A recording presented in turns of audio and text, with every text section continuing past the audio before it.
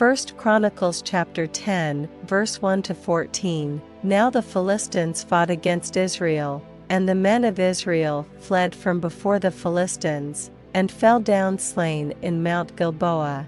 And the Philistines followed hard after Saul, and after his sons, and the Philistines slew Jonathan, and Abinadab, and Malchishua, the sons of Saul. And the battle went sore against Saul, and the archers hit him, and he was wounded of the archers.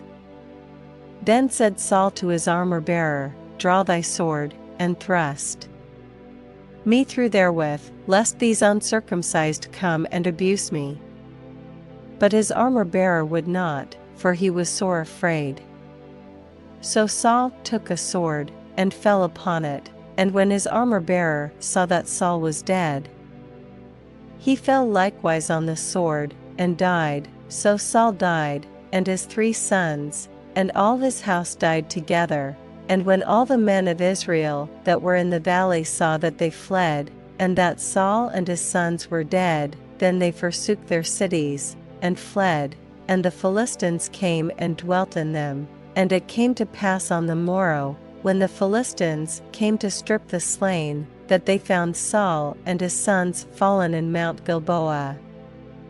And when they had stripped him, they took his head, and his armor, and sent into the land of the Philistines round about, to carry tidings unto their idols, and to the people.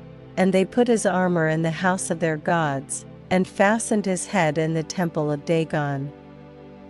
And when all Jabesh Gilead heard all that the Philistines had done to Saul, they arose, all the valiant men, and took away the body of Saul, and the bodies of his sons, and brought them to Jabesh, and buried their bones under the oak in Jabesh, and fasted 7 days.